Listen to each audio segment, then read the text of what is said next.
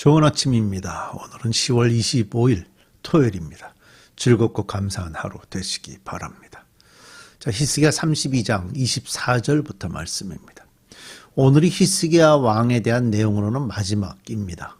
오늘 말씀은 여기에는 아주 간단하게 기록이 되어 있는데요. 열왕기하 20장을 보면 좀 더 자세히 기록이 되어 있으니까 열왕기하 20장을 함께 읽으면서 묵상하시면 더 좋습니다. 히스기야는 왕이 되자마자 그의 아버지와는 다르게 신앙적으로 온 백성이 하나님께로 나아가도록 했습니다. 성전도 정결하게, 제사장들과 레위인들 그리고 유다 백성들도 정결하게 했고요. 그리고 그 이후에 온 백성들이 함께 하나님께 나아가서 하나님을 예배하고 찬양했습니다. 신앙적으로 나라 전체를 하나님 앞에 이끌었던 왕이 히스기야 왕이었죠. 하지만 히스기야 역시 한 인간인 모양입니다. 히스기야도 교만한 시기가 있었습니다. 자, 우리 함께 오늘 그 말씀을 함께 살펴보도록 하겠습니다. 히스기야 24절을 24, 25, 26절 석절을 모아서 히스기야의 병과 교만이라고 요약을 해놨는데요. 확실히 역대기 기자는 좀 이렇게 안 좋은 내용을 좀 더 간단하게 기록하는 경향이 있습니다. 24절. 그 무렵에 히스기야가 병이 들어 거의 죽게 되었는데 히스기야가 주께 기도하니 주께서 그에게 응답하시고 회복될 것이라고 하는 회복될 것이라는 징조를 보여주셨다.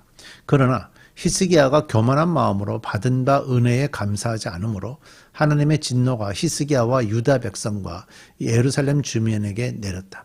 드디어 히스기야가 교만하였던 자신을 뉘우치고 예루살렘 주민도 함께 뉘우쳤으므로 주께서는 히스기야가 살아있는 동안에는 그들을 벌하지 않으셨다. 히스기야가 살아있을 때는 하나님께서 유다와 히스기야에게 복을 내리셨어요. 그러니까 진노를 이제 나중으로 유예하셨는데요. 이 부분이 이제 열왕기하 20장에 잘 기록이 되어 있어서 참고하시면 좋은데 히스기야가 병에 걸려서 죽게 되었을 때에 이사야 선지자가 그에게 와서 하나님의 말씀을 전달합니다. 내용이 이런 내용이었어요.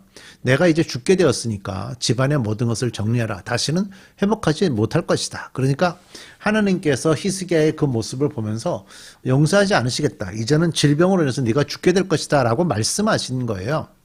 이 말씀을 듣고 히스기야가 울면서 아주 전적으로 기도하면서 하나님께 나아갔어요. 아주 간절하게 기도를 했고요. 기도를 마친 이후에도 굉장히 상당 시간 이렇게 울면서 시간을 보냈다라는 기록이 열왕기하에 있죠. 그리고 이제 성전에서 나오려고 하는데 선지자인 이사야가 다시 그에게 왔습니다. 그리고 하나님의 말씀을 전달하는데 하나님께서 히스기야의 기도를 들어주셨고 생명을 15년간 더 연장해 주시겠다고 약속하셨습니다. 그러니까 그런 약속들 자체가 15년 동안에 히스기야의 모든 히스기야의 인생의 마무리가 15년 이후로 늦춰진 거예요. 이제 그리고 나서 히스기야가 막 병의 치료를 받았는데요. 외국까지는 소문이 안 났겠죠. 그래서 히스기야가 병의 치료를 받았다라는 히스기야가 병에 걸렸다라는 소문을 두고 바벨로니아 왕이 히스기야를 위로하려고 사절단을 보냈습니다. 이제 사절단이 왔다는 것은 와서 이제 히스기야를 위로하고 같이 식사하면서 격려하고 돌아가면 됩니다. 예. 뭐 특별히 또 바벨로니아 왕이 의도적으로 히스기야 왕이 얼마나 대단한지. 왜냐하면 그때 히스기야 왕이 그 정치를 잘함으로써 신앙적으로 세우고 우리가 어제그제 계속 봤지만 그리고 나서 백성들이 나라를 잘 튼튼하게 세우고 뭐 이러는 과정을 보고 또 아시리아와의 전쟁에 승리하는 것 이런 것들이 다 소문났을 거 아니에요. 그런 것들로 인해서 바벨로니아 왕이 사람을 보내가지고 염탐하러 보냈다 뭐 이랬다면 모르는데 사실은 위로하려고 사절단을 보냈거든요. 근데 위로하러 사절단을 보냈는데 그 보낸 사람들이 왔을 때 히스기야는 갑자기 안 해도 되는 일입니다. 자기 왕궁 내에 있는 보물, 성전에 있는 보물 이런 것들을 다 보여준 거예요. 그러니까 사절단이 다 보고 돌아갔죠. 어떤 마음이 들었을까요? 쳐야 되겠다. 유다는 나라도 작고 인구도 적으니까 바벨로니아라는 나라는 뭐 당시에 어마어마한 나라였기 때문에 이 바벨로니아가 쳐야 되겠다 하는 욕심이 들게 만들어 준 거예요. 뭐 히스기야는 자신의 신앙개혁도 잘 됐고 정치적으로 나라가 잘 됐기 때문에 혹시 안전하다고 생각해서 이렇게 창고까지 다 보여줬는지는 모르겠어요. 그러나 사실은 이거는 하나님이 그에게 복을 주신 것이지 히스기야가 잘해서 일어나는 결과는 아니죠. 근데 히스기야는 그런 착각을 했던 겁니다. 그래서 하나님께서 이를 지적을 하시면서 이사야 선지자를 통해서 바벨로니아에게 이 모든 보물을 빼앗길 것이다 하는 말씀을 이제 전달을 해주는 겁니다. 뭐 어떻게 보면 왕궁과 또 성전 안에 있는 보물을 보여준 것이 그렇게 큰 교만이 되는가라고 생각하시는 분이 계실 수 있지만 우리가 가지고 있는 것, 우리가 누리는 것은 다 하나님이 주신 거예요.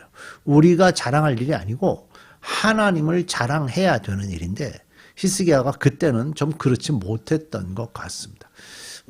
다윗이요, 자기가 전쟁을 얼마나 크게 할 수 있는지를 계산하기 위해서 인구조사를 했었죠.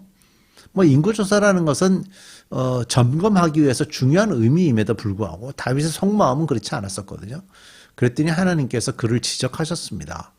지적을 하시면서 다윗이 돌이킬 수 없는 죄를 범한 것이 바로 그것이었거든요. 그러니까 우리가 이런 것들을 좀 생각해 보면 우리는 하나님의 복으로 살아가는 사람이지 절대적으로 하나님의 복 없이 사람들의 우리의 노력과 우리의 칭찬받을 만한 일들 그런 것들로 인해서 우리가 살아가는 사람이 아니라는 걸 말씀해 주는 거죠. 자, 그 다음 이제 이 부분이 좀 연결되는 부분인데요. 히스기야의 부귀영화에 대한 건데 27절 히스기야는 대단히 부유하게 되었고 온 천하의 영화를 한 몸에 누리게 되었다. 그는 귀중품 보관소를 만들어서 은과 금과 보석과 향품과 방패와 온갖 귀중품을 보관하였으며 창고를 지어서 곡식과 새포도주와 기름 등의 농산물을 저장하였고 짐승 우리를 만들어 온갖 짐승을 길렀으며 양 우리를 만들어 양떼를 먹였다. 또 성읍들을 더 만들고 양떼와 많은 소떼를 치도록 하였으니 하나님이 그에게 재산을 그렇게 많이 주셨던 것이다. 하나님이 그에게 재산을 그렇게 많이 주셨던 것이다. 우리가 기억해야 될 부분이죠. 위쪽 기혼의 샘 물줄기를 막고 땅속에 굴을 뚫어서 그 물줄기를 다윗성 서쪽 안으로 곧바로 끌어들인 것도 바로 히스기야가 한 일이다. 히스기야는 하는 일마다 잘 되었다. 이 섬을 뚫고 한 것은 지금도 이 흔적들이 그냥 있고요. 이 안에서 발견된 그 비문들을 이렇게 보면 히스기야 때의 것으로 추정이 되거든요. 그러니까 이것이 그대로 이제 확인이 되고 있는 거죠. 31절. 심지어 바벨로니아의 사절단에 와서 그 나라가 이룬 기적을 물을 때에도 하나님은 그의 인품을 시험하시려고 히스기야가 마음대로 하게 두었다. 예, 히스기야가 이제 자랑하고 싶을 때 히스기야가 지금 하나님과의 관계를 어떻게 하고 있는지를 보기 위해서 그냥 놔두셨어요, 하나님이. 자, 하나님이 우리에게 요구하시는 것이 뭡니까? 예, 우리가 가진 모든 것이 하나님의 복이라고 믿고 살아가는 겁니다. 히스기야는 아수르가 쳐들어올 때의 그 위기 상황에서는 하나님을 전적으로 의지했죠. 특히 자신이 병으로 죽게 되었을 때 전적으로 기도함으로 하나님이 15년이라는 기간을 더 살게 해줬죠. 그러나 질병이 치료된 이후에 평안해지고 안정된 이후에 그는 교만해졌습니다. 그러니까 본문에서는요, 하나님이 히스기야의 인품을 시험하시려고 히스기야가 마음대로 하도록 놔두셨다라고 합니다. 가만히 보면요, 우리 인간은 놔두면 그대로 우리 마음대로 합니다. 복을 누리는 것도 다 자기가 잘나서 그런 결과가 온 것이라고 다 착각하게 됩니다. 하나님은 히스기야의 교만에 이렇게 진노를 하셨습니다. 하나님은 죄를 미워하고 죄를 인정하지 않는 공의로우신 분이십니다. 그래서 진노하시는 겁니다. 그러나 히스기야의 회개에 반응해서 진노를 연기하셨고요. 죄에 대한 심판보다는 죄인의 회개를 더 기뻐하시는 하나님의 마음이 또 하나님의 긍휼의 마음이 여기에 담겨 있습니다. 그래서 히스기야는 죽은 이후에까지 진노가 연기된 그런 사랑을 누렸던 사람인 거죠. 자, 교만은요, 하나님의 자리에다 자신을 올려놓는 겁니다. 기억하십시오. 교만하다는 것은 하나님이 하셨습니다가 아니라 내가 했습니다라고 얘기하는 겁니다. 늘 교만을 조심하시고 하나님 앞에서 여러분들을 보시며 살아가실 수 있기를 바랍니다. 마지막 32절 33절 히스기야가 통치 때에 있었던 그의 나머지 행적과 그가 죽게 헌신한 일은 아모스의 아들 예언자 이사야의 묵시록과 유다와 이스라엘 열왕기에 기록되어 있다. 히스기야가 죽어 그의 조상과 함께 잠드니 유다와 예루살렘의 온 백성이 그의 죽음을 애도하고 그를 존경하여 다윗 자손의 묘실 가운데서도 제일 높은 곳에 장사하였다. 그의 아들 므낫세가 그의 뒤를 이어 왕이 되었다. 하나님이 주시는 시험은 우리를 넘어뜨리기 위함이 아닙니다.